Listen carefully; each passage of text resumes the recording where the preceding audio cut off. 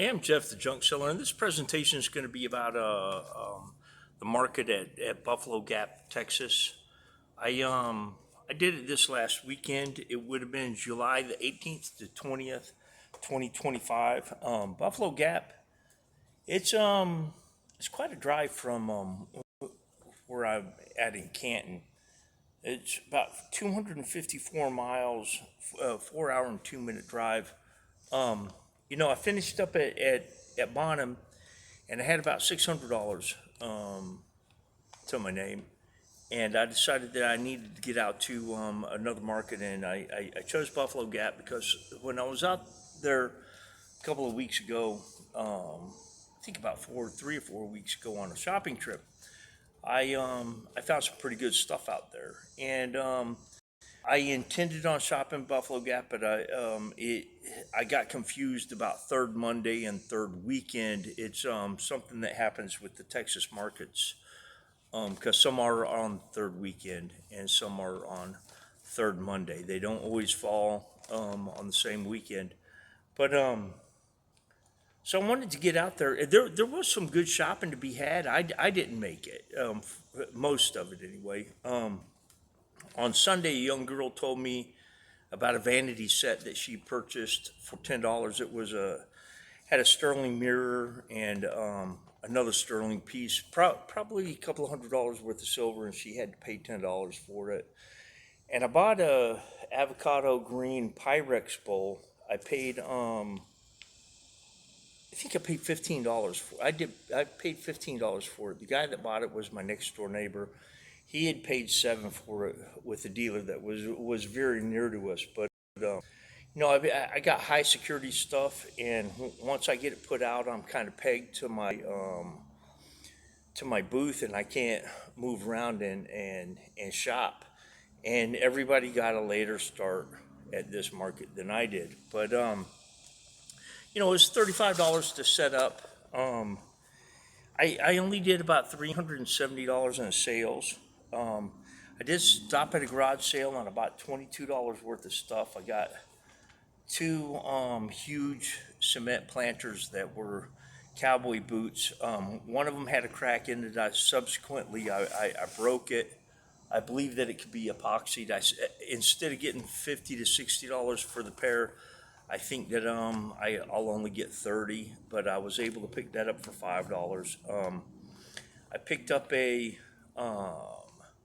leather bag for $5 that I ended up selling to a vendor out there that set up across from me at Buffalo Gap. I sold it to her for $22 because everything that I bought there at that sale cost me $22. So everything came to me for free, essentially.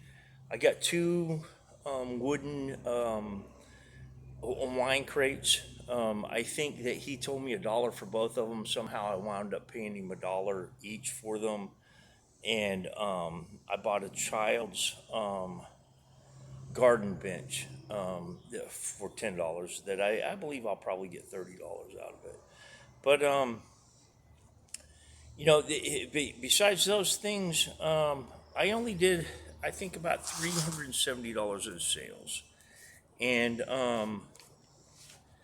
it was kind of tough because I'd spent quite a bit of money getting out there and getting set up and just taking care of things, laundry and staying at State Park.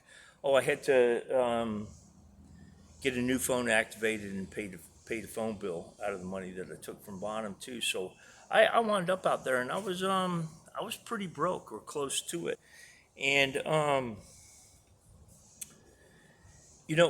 my next door neighbor, I wound up making a pretty good deal on some silver.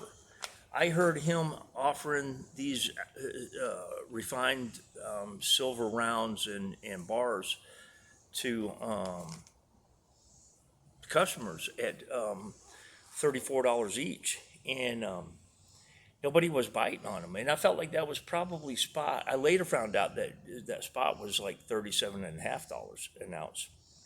But when I went to him and I asked him about it, he told me that if I bought them all, there were 13 of them. If I bought them all, that I could get them for $25 each. And man, I set right to trying to raise some capital out there. there. I was making some sacrifice sales in order to try to get to that, make that purchase.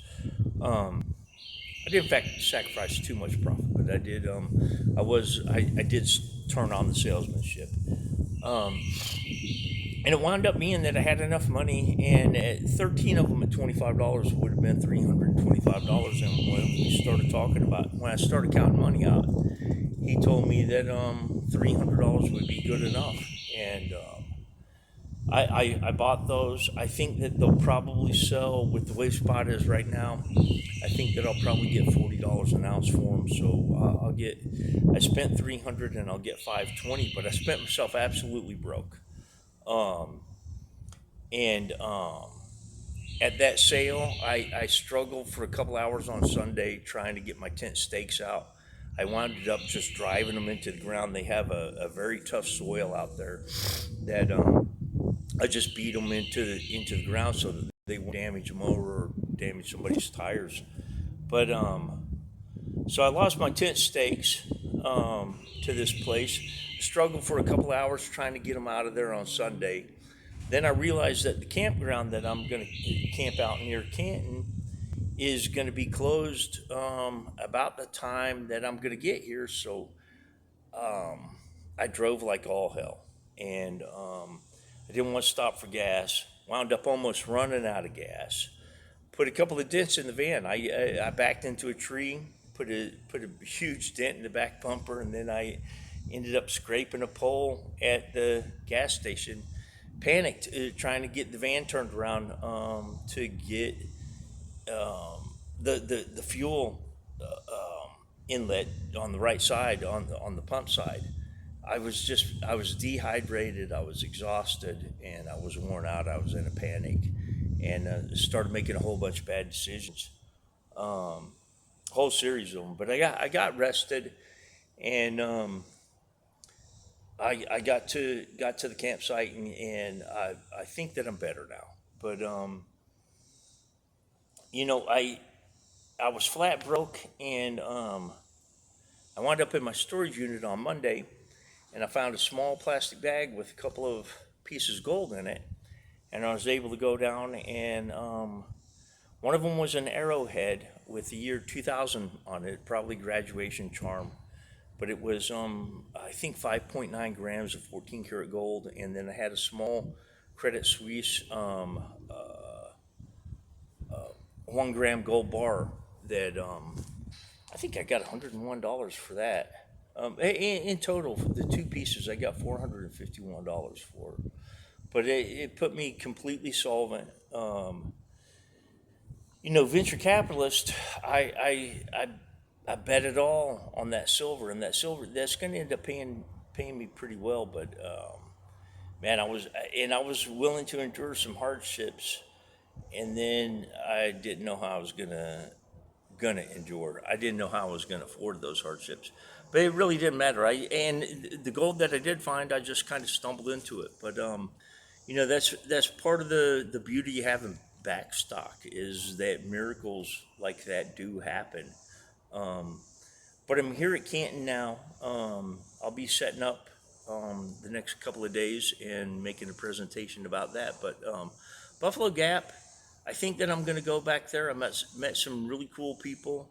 I think that I'm going to go back there a couple of times this summer. Hopefully, I'm going to try to get some shopping done. I think next time I'm going to take mostly junk tools, but I did have I had a Mexican guy show up that didn't speak any English. I was dealing with him through a translator, and he was super stoked about me having Confederate paper money, and he knew the prices. I think one was $325 and another one was $275.